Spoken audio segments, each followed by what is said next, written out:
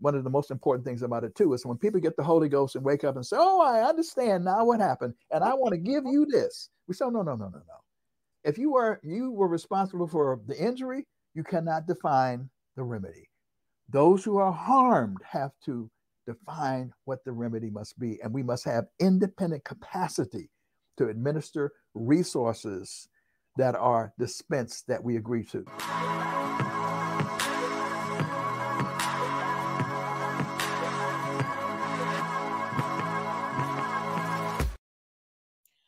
Welcome back to Sunday Civics. I'm your host, L-Joy Williams. And I gotta say, our next guest that I'm bringing to the front of the class, first of all, is no stranger to being in the front of a class, number one.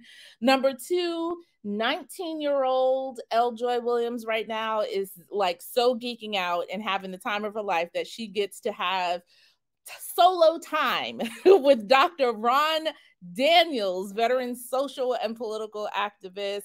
I mean, I can just run down his whole history. He served as the first African-American executive director of the Center for Constitutional Rights.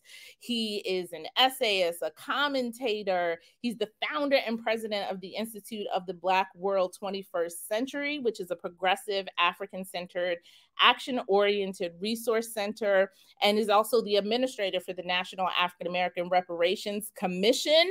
And I couldn't think of anybody better. In fact, I said, I can't have the conversation about reparations until I have the privilege of having Dr. Ron Daniels at the front of the class. Welcome, Dr. Daniels. Well, it's great to be at the front of the class, and with your joy and exuberance, I mean, I'm uplifted. I'm ready to go. I love it. I love it. And by the way, congratulate you. I congratulate you on focusing on civics, because back in the day, we used to have classes in civics in school.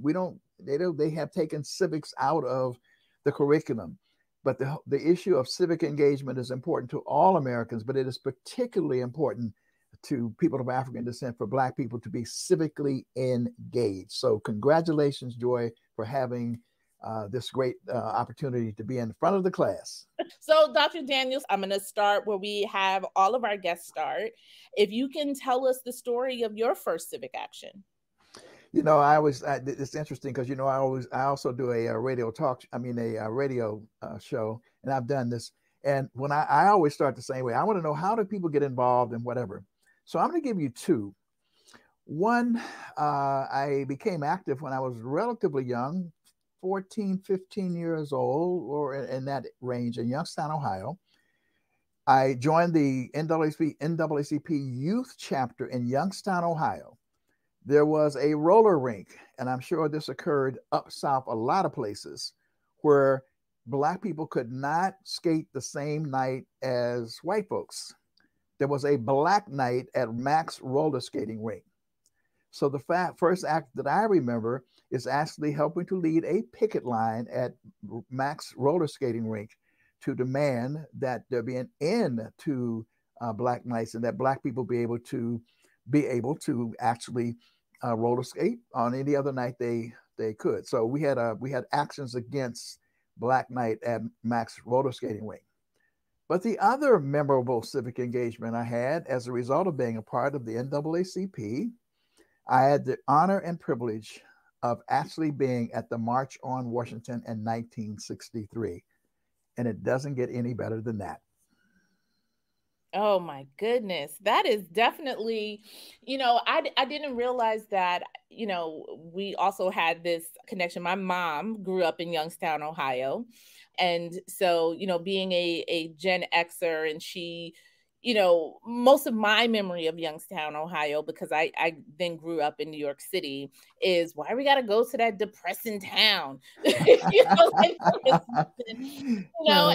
and my mother, you know, who her parents also, right, like, you know, hearing from my grandmother talking about how, you know, lively the town used to be, right? Because there were jobs, there was, you know, manufacturing. And so there was a real large bustling Black community there, middle-class community there, because there was work, there was, you know, things to be, but it was also very segregated and racist, right? Oh, yes. All right. So to hear, I'm always want to hear more stories of folks who are from Youngstown, not just passing through, just to hear that story of where my mom grew up. My mom is now, she's 20, exactly 20 years, so she's 63, and, of her memory and my grandmother's memory of that town. Well, Youngstown is, in fact, the civic engagement for me is a tale of two cities. It is a tale of Youngstown, Ohio, which was at that point the fourth largest steel producing center in the United States of America, which means there were good paying jobs, though Black folks in Youngstown, which is something that a lot of people don't understand in terms of what de facto segregation meant. Mm-hmm. I mean, you could be up south and there were no segregation laws on the books, but Black workers could not go beyond a certain pay grade in the steel mills. They always worked the labor game, the dirtiest, filthiest work. But yet, in compared to being on a sharecropper in the South, that was a hell of a good wage. Mm-hmm. And so people could begin to live decently. The other part of it was in the Hill District of Pittsburgh. And so August Wilson's Pittsburgh was the place that I went when my mother and father, unfortunately, were divorced and separated, eventually divorced when I was 9 years old. And so I grew up having to work with my mother, who was an incredibly tenacious woman, as Black men, women are very often, and having to raise kids on our own and being a little too proud to ask for more and whatever in the Hill District of Pittsburgh. But then it was there that really my commitment to social justice, I would not have understood it then. The conditions that we lived in were such that, I said, we shouldn't have to live like this. And so I had a commitment to begin to become engaged. And we went back to Youngstown. And then that's when I became very much engaged by putting together a civic organization. People began to look at the work I was doing. I was recruited into the NAACP. And actually, not only became a part of the Youngstown chapter, I went on to found the college chapter at Youngstown State University. And I went on from there to be state president, and I eventually became president of the NAACP for the entire Region 3. Mm-hmm. And in Youngstown, speaking of experiences, I don't know when your mother left Youngstown, but I was one of the people back in the day when, speaking of civic engagement and having to expand our opportunities, back in the day, we didn't have Black folks on television. I mean, it was rare to see Black people, but there was a push on, to use the fairness doctrine, which is now perhaps obsolete, to push to get Black people on television, on radio, whatever. And so in Youngstown, Ohio, in the different television stations, they said, well, we can't find anybody. We don't have any experience, that riff. And there was a Black Broadcasting Coalition, a woman named Margaret Linton. I forget a brother named Brother Mosley. They put together this coalition, and they were hammering on the door of the ABC affiliate, the NBC affiliate, and the CBS affiliate. And it happened to be that on the WYTV, the ABC affiliate, that we were sitting around with a Howard Duncan, I shall never forget his name, with a group of activists and organizers from the community. And Howard Duncan said, well, I'd be willing to do it, as we just don't have anybody. And he went on to say, well, is anybody here willing to try it? And I said, yes, I'm willing to try it. And so that experience led to 18 years on television in Youngstown, Ohio.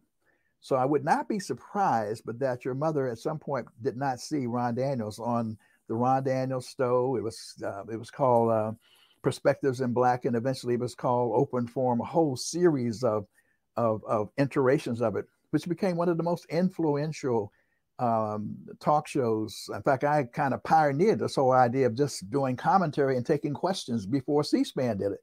So that's a part of the roots that I bring. And of course, I carried that experience on with me later on and continued to do radio and television and whatever as a part of my portfolio of experiences. Wow, I am definitely going to, so she listens to the show, so she's going to hear this.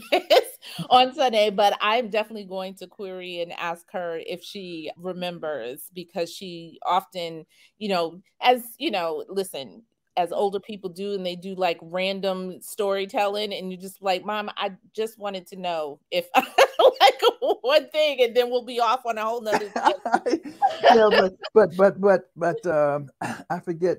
I actually recently did a show with a sister named Betty Dobson. She has an organization called CMOTAP, which is very active here in the city of New York. But she is from what was called then the Sharon Line, or McGuffey Heights in Youngstown. We didn't know each other at that time. She came to, when I moved to New York, we connected. She moved back to create a chapter of CMOTAP there. And we recently did a kind of reflections on Youngstown. And so I think it may have been Kool and the Gang, kind of came out of Youngstown. There were boxers who came out of Youngstown. Simeon Booker, who was the editor, it may have been called the city editor or whatever, for Jet Magazine, is right out of Youngstown, Ohio. Wow. As is Nathaniel Jones, who was one of the earliest appointments to the district court. He eventually became a circuit court judge. So don't be Tom Plum. Youngstown, we got a whole lot to be proud of in terms of Youngstown, Ohio. Well, yeah, I definitely see. And as your tale of two cities, my mom is Youngstown, Ohio, and Brooklyn, New York, which is, where I end up the product. And now you've given me more reason why I'm still going to hold on.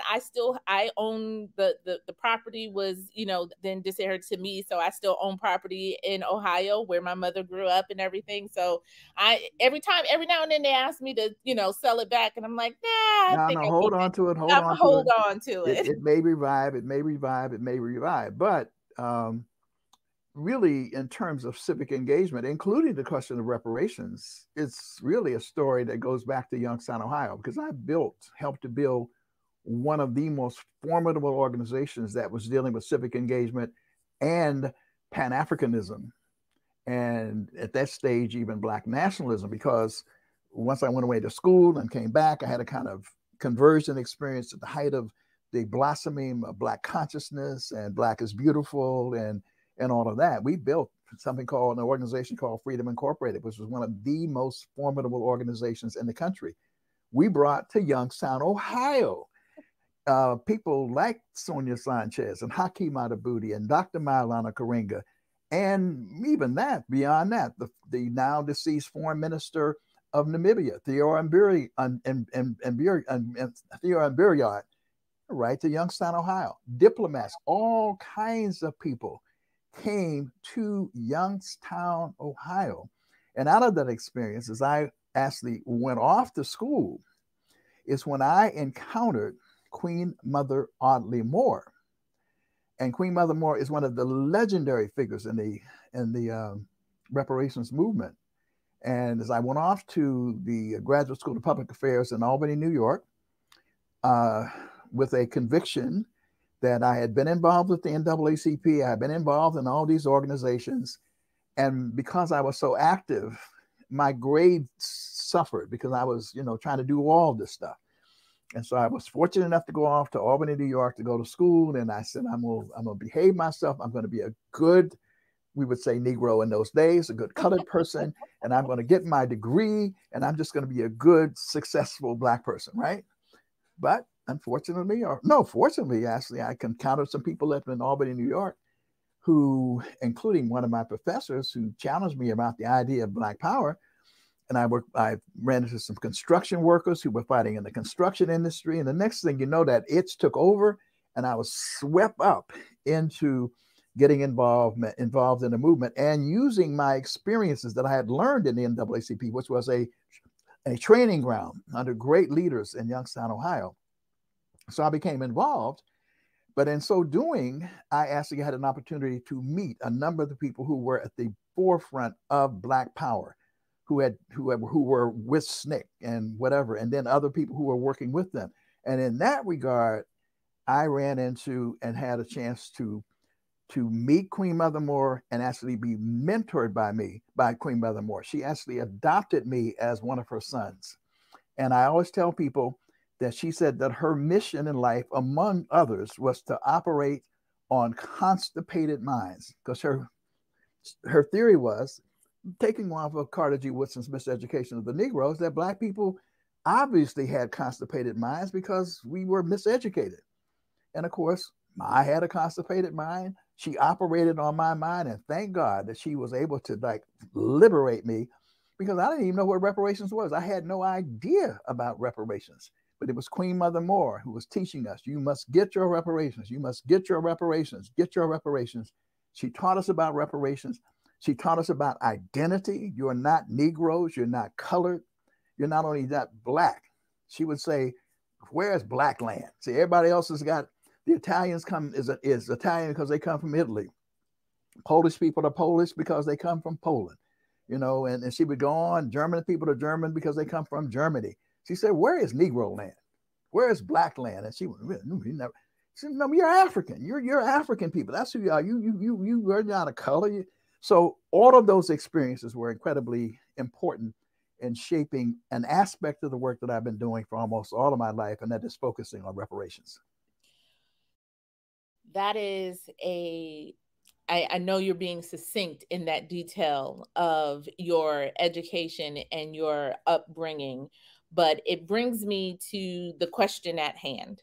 You know, I remember I went to Hofstra, and I remember encountering, I had always known the Pan-African family I was raised in, my father's side of family who's from the South, always had this all in faith, right? So pastors, preachers, gospel singers, all in my family. And I always knew the story of Jesus as a social justice advocate, right? I always knew him in that context until I got to college. I didn't realize that everybody else didn't learn about him in that way either. You know, I'd always had this African center, and then, but encountered, and as a lot of people, when you get to college and you're with other people, it sort of expands and grows, and you go through your, Black power, phase. Mine hasn't left. It's just grown up a little bit. And, I remember encountering the issue of reparations, and it was, that itself had never been presented to me, even having that Justice Advocate Center, that Faith Center, that African Center. It was not something that was presented to me as a young person. But it was immediately like, oh yeah, this makes sense, right? It makes sense. And we have been brought up in a society where we also learn that other people have also received it because of wrongs. And I want to start you talking about Queen Mother Moore, talking about the constipated mind, I think she's is saying. Yeah, right. Speak to the person listening who has not encountered that thought process before, and it is foreign to them, or they have been conditioned and told that, it happened long ago. It's not, it's not something real. Why should you have the center of it is owed to people of African descent? Well, I think it is fundamentally a part of a people's sense of their own self-esteem. It is a part of people's own sense of dignity, a sense of self-respect. In one way, you could argue that if we never ever achieved reparations, the failure to fight for it is in and of itself an indication of the kind of trauma and the kind of damage that has been done to and harm to people of African descent coming out of the Holocaust of enslavement. The greatest enslavement, the greatest Holocaust in human history is the rape and pillage and kidnapping of millions upon millions of Africans out of the African continent. But in the process of doing so, there was particularly in North America, a conscious effort to de-Africanize us, to take away our memory, to take away our sense of pride in our color, pride in our culture, pride in our heritage. So we've had to constantly be fighting within these United States of America to try to find out who we are, to re-identify ourselves. was another thing that Queen Mother Moore always talked about. She said, "You're not no Negro," and she would say, you know, the knee. If you go back to the Latin and she would say in the Spanish, she said that knee is no. It means no, not never. And she said you can almost say no, not never shall we grow. It's what Negro means in terms of the word black. She said you don't want to use that word. So the definition of reparations simply is that a people who are harmed by another people, an institution, or a nation in terms of the depravity of life, an assault on religion, an assault on culture, and indeed, in fact, those particular areas are entitled to repair. That's sort of the basic meaning of reparation. It means to repair, and is to repair the injuries that have occurred as a result of the physical, spiritual, mental, cultural destruction of a people. You add to the African experience the tremendous extraction of wealth. This nation would not have grown as rapidly as it did in terms of the commercial and industrial revolution had it not been for the extraction of generations of free labor coming from African people. In fact, in the global context, as Walter Rodney documents in the classic work on this issue, How Europe Underdeveloped Africa, Barclays Bank, Lloyd's of London, these institutions were built off of the free labor. And by the way, the point is that a lot of people have to deal with. It doesn't really matter whether you were directly involved in the slave trade or not. Many people benefited from it because there were industries, tremendous numbers of industries that developed as a result of the slave trade, which people benefited from. So that becomes the fundamental definition, is repair for the Holocaust of enslavement, but it also goes much further than that. And this is one of the things that we're building out and having people to understand today. Because I would tend to say right now, we're at the point where there's a tremendous amount of consciousness about reparations, but there's also some misunderstanding about it. So it is not just for enslavement. It is for all of the derivative legacies of enslavement. That is to say, if you look back, Claude Anderson documents in his book, Black Labor, White Wealth, that the Homestead Act provided 160 acres to folks who would just claim it and would actually invest in the land. Well, of course, we never got our 40 acres and a mule, which was actually promised by General Sherman, land that would have been provided for us, formerly enslaved African people, from all the way from South Carolina all the way to Florida. Though it must be said that that concept was actually presented. A lot of people don't know this because we don't get this in our history lesson either. It was actually presented to the Congress of the United States. It actually passed the Congress of the United States. It was vetoed by President Andrew Johnson. And it's the other thing that people need to know in terms of reparations. There were people in the border states, Maryland, Arkansas, some of those, well, maybe not Arkansas, but Maryland, there were states in which people who had slaves but emancipated them they were compensated because they did not side with the Confederacy. They remained neutral. But continuing the story, we didn't get the land. We didn't get that 160 acres. White folks got it. We didn't get it.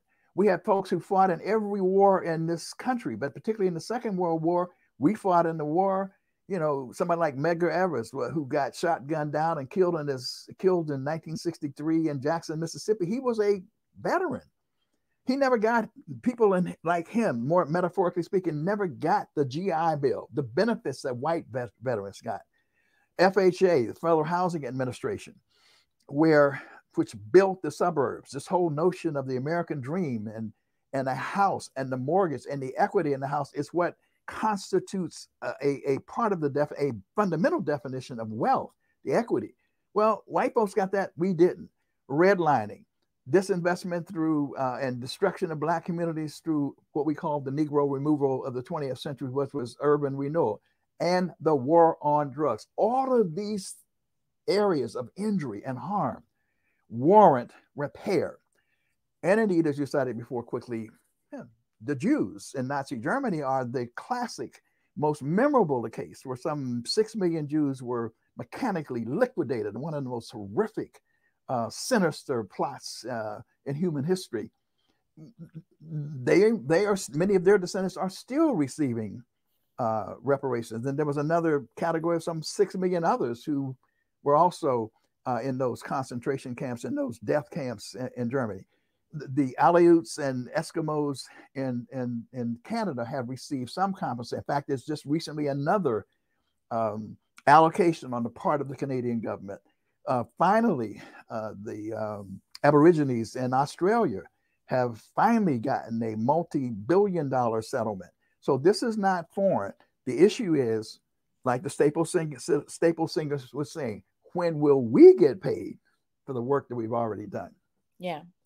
So thank you for that, because I think it's really important to set the stage.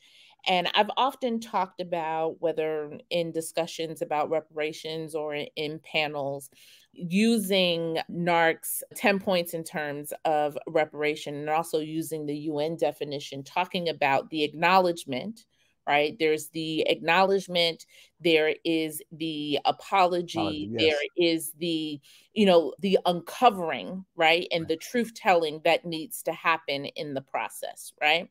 There is also, as you mentioned, not just enslavement, but also the derivative, as you mentioned, because there's the legacy of Jim Crow. There's the, all of, in reading, and we on the show talk about different books and talk about housing, talk about redlining, all different things where you can see how there are many different actors who are responsible and play a part in reparations, that it's not simply, or not simply, but not just the US government, right, which has a plan, but there are private institutions, there are towns and cities and states, and then also internationally, right? Yes. And so that there isn't this one check, one, thing of one entity that needs to write, but that it is the calling for reparations is this collective up and comings that everybody has to participate in. And we're seeing some of it, some college universities here and there, individual institutions. But can you talk a bit about the, that it isn't simply just one entity, it is that entirety? Well, and that's very important because, and we're making, by the way, what the audience should understand is we're making extraordinary progress, more progress. Queen Mother Moore, John Conyers, Callie House, these are names of people who played significant roles in the struggle historically, are looking down and they're smiling because we are validating and in some ways we're vindicating their teaching, but also the struggle that they invested in helping to move the multi-generational struggle for reparations forward. So, and I would say one of the most important areas actually is around municipal and state reparations, because there's this misunderstanding that even on the area of the question of enslavement, that it was a Southern phenomenon.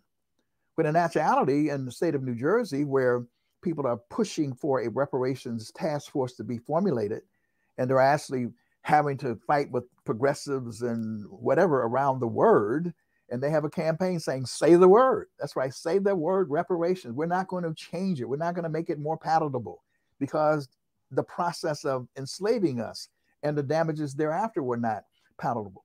But you had states like New Jersey, which I was shocked to find out, because I would have thought maybe it was New York or Massachusetts, but New Jersey was the largest slave holding state of any.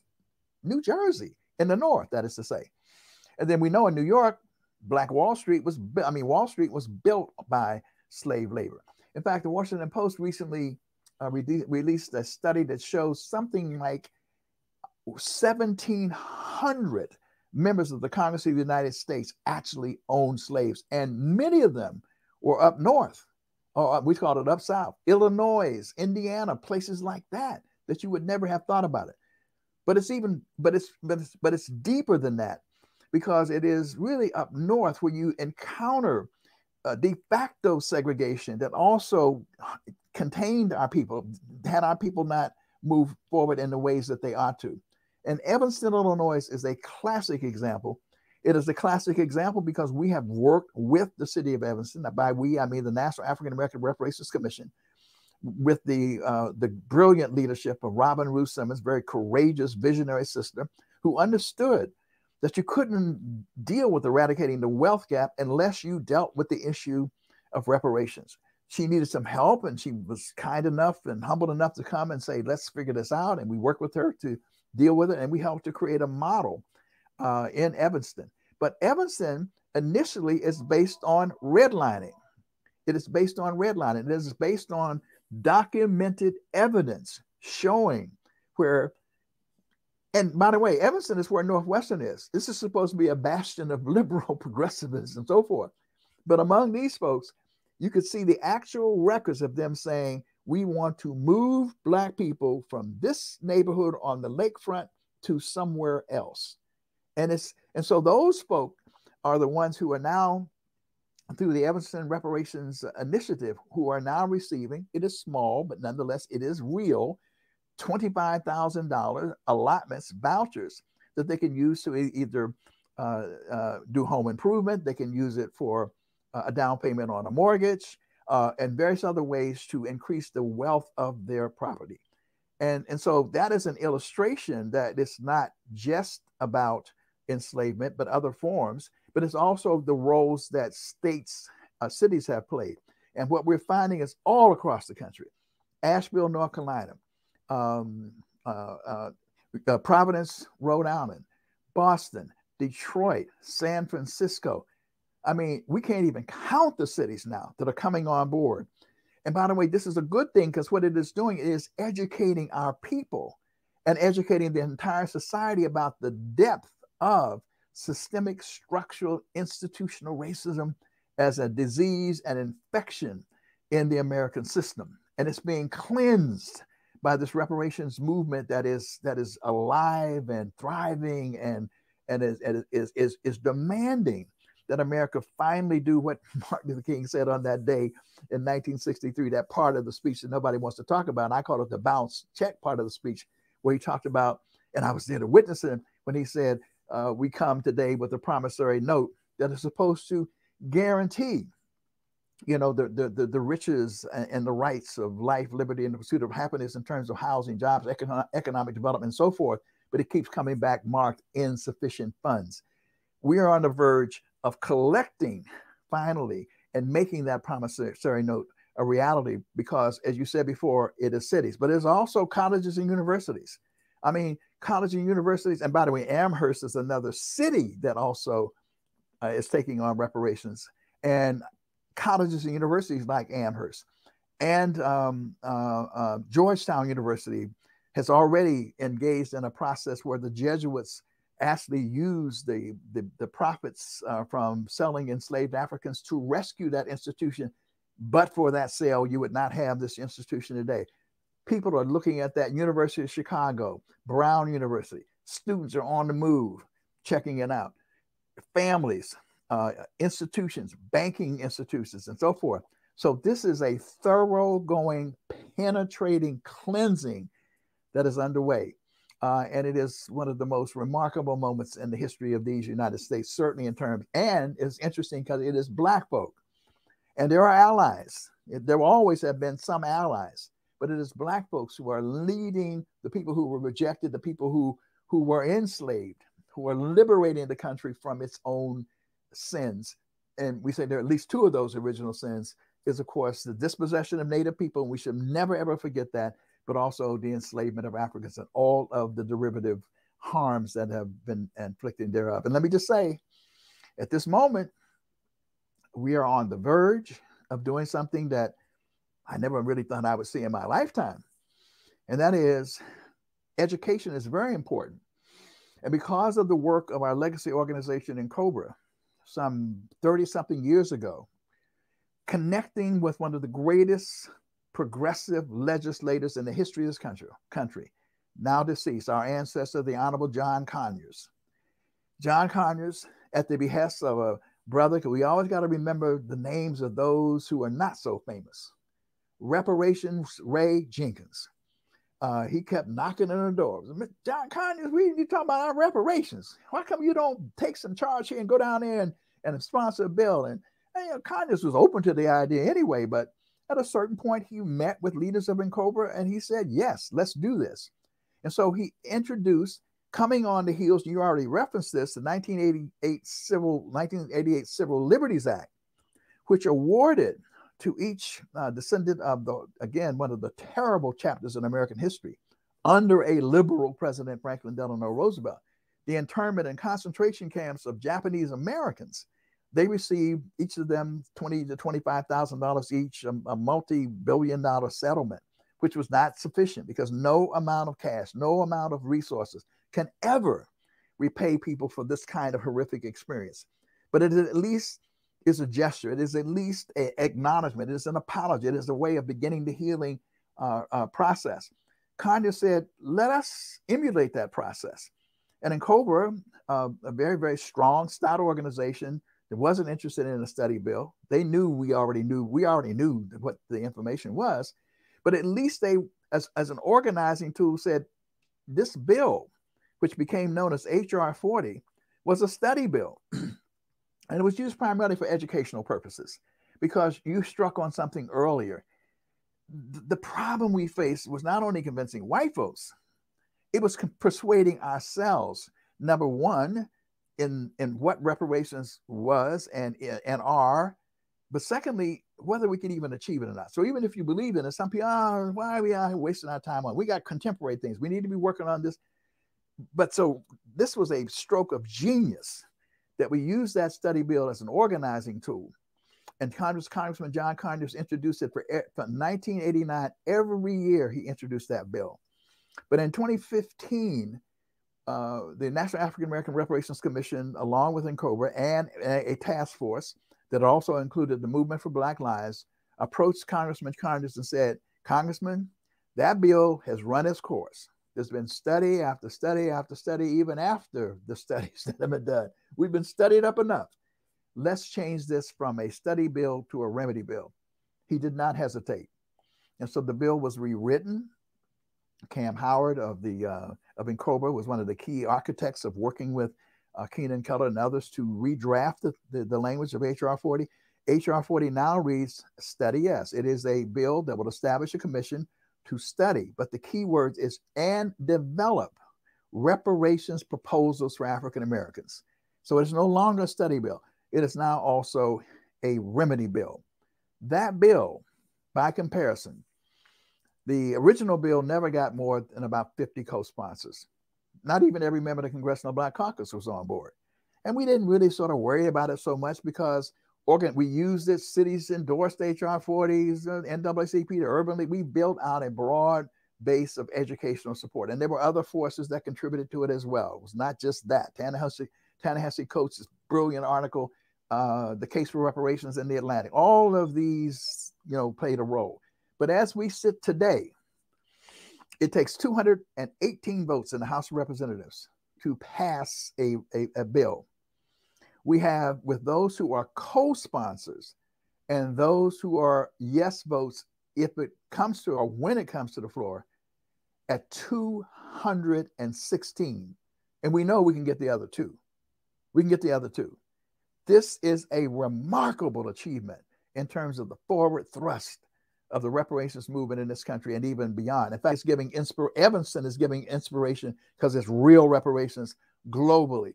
What's happening with HR 40, people in CARICOM, we have a synergistic, constructive, and positive relationship with the CARICOM Reparations Commission. They're looking very carefully at what's happening in this country with HR 40 because it is giving inspiration to nations in the Caribbean, people in Central and South America and in Europe. People are watching what is happening here in these United States of America. We are that close. Now, we know that given the current situation with the Senate, it won't go through the Senate. So we could have a moral victory and it would be a great victory, but we really want to get this commission going.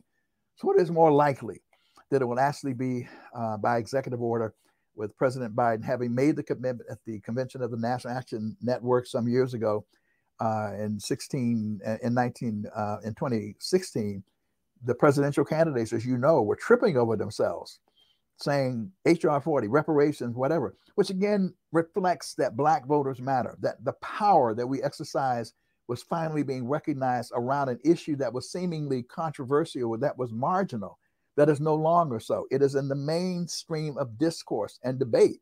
So a lot of people are trying to figure out, am I going to get a check? When am I going to get a check? Who should get the check? We're getting involved in some of that now, which we have to also deal with. But the point is, to your audience, we are standing on the prefaces of a huge victory. But that victory with the enactment of HR 40 will also mean that it's an interim step, because then we have to continue to organize and organize and organize to make sure that the proposals, that's why we have the NAARC 10-point program that you represent, the 10-point reparations program as a frame of reference. This is what reparations could look like. And to use that, to organize around that, so that we really, really move positively to get reparations movement. And I have to just say this, reparations is really not about the status quo. Reparations is about, when you go through the UN definitions, it's about non-repetition. It's about making... that's the last point I always deliver, that the commitment to not do the harm again. Right. But that commitment is one that has to be backed by action. In other words, our struggle has to make sure that we create structures that are inherently reparative, which means that we're going to be where Martin Luther King was, and where people forget, because this country wants us to forget. So when you go to the monument, I was speaking to someone the other day, you go to the monument. Actually, it was at Riverside Church. I had the privilege of being at Riverside Church, working with a brilliant brother, Pastor Michael McBride, and Tracy Blackman. And it was a tremendous experience on the 55th anniversary of the delivery of Dr. Martin Luther King's 1967 Beyond Vietnam speech. And I was asked to make some comments, and I pointed to the fact, I always cite the section, because you don't see it on the monument. You see sort of a sanitized Martin Luther King when you go to the monument, because he had lots of good things to say. But the more rational, but radical things he had to say, you don't see. But King said in that speech, true compassion is more than flinging a coin at a beggar. It comes to understand that the edifice which produces beggars needs restructuring, which means that he was talking about systemic change. He wasn't just talking about reform. He was recognizing the need for a radical overhaul of these United States of America. In fact, in that same speech, he says, we must have a revolution of values that moves us from a thing-oriented society to a person-oriented society. I mean, so he was pushing in that direction. And that's what the repair of this our repair opens up the door for the repair of the entire American state, so that we do not have the repetition of the kind of enslavement and the derivatives that harm literally millions of people in this country. That's really what's at stake. I thought it was really important to bring someone like you to provide that context, because quite often, social media is good for connecting us, but it's also people boil down arguments into who should get checks and how much should the checks be. And then the other argument, which, I have to remind folks, there is what is owed to you because you are in this country, you are a citizen of the country, and you have every right to enjoy every freedom. And it is not, so reparations does not take the place of that, right? Of what you are owed of being here in this country, right? There's a separate, and that's what we're talking about, that civic engagement stuff, right?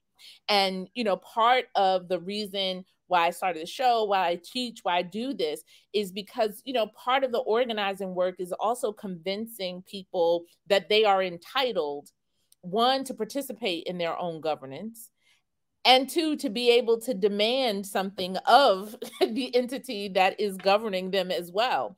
Reparations is a part of that too. Absolutely, it's a part of it. But let me just go back, because you struck on another very important note, which we have to also educate people about. Because in this moment, we don't want to throw cold water or dampen the enthusiasm. Excuse me, because it's incredible.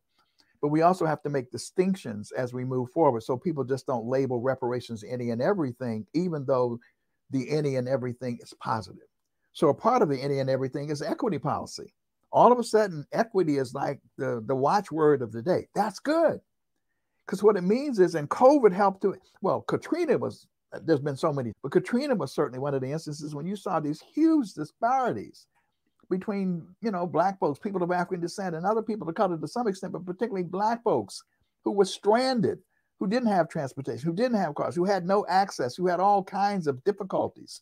Middle-class Black folks, but there was a disproportionate number of Black, poor, and working people who could not escape. Therefore, they bore the brunt of the death and the destruction and the inability to really even recover from Katrina.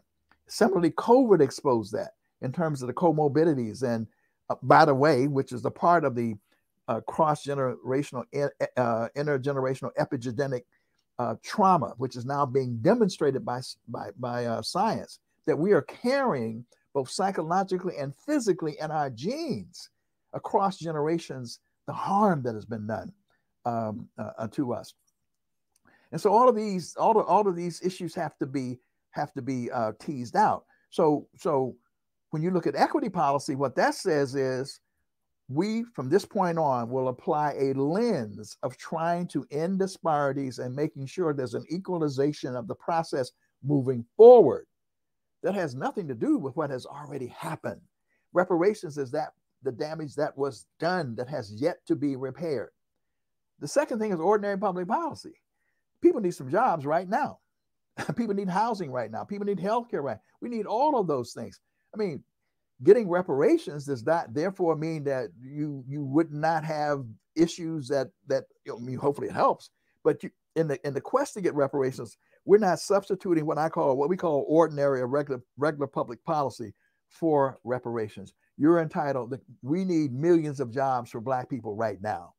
Millions of Black people need healthcare, need housing right now, and so ordinary public policy is ordinary public policy. That is a good. We ought to be pushing for good public policy that's inclusive, that's targeted, that helps to, in fact, deal with the fact that Black people are still, even though unemployment is lower, it is always twice as high for Black people as it is for at least white folks, at least. And indeed, when you look at other areas and other indicators, we also lag behind in terms of average income and wealth gap and those kind of things. So equity policy is good and ordinary public policy is good, but reparations is its own distinct category. And that category is, again, for enslavement, all of the derivatives from it, including Jim Crow segregation and all of those areas. And one of the most important things about it, too, is when people get the Holy Ghost and wake up and say, oh, I understand now what happened, and I want to give you this. We say, no. If you were responsible for the injury, you cannot define the remedy.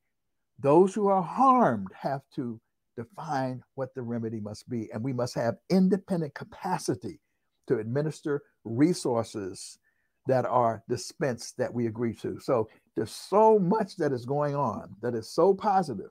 The last thing I want to say about the civic engagement, people have got to understand the critical value of civic engagement.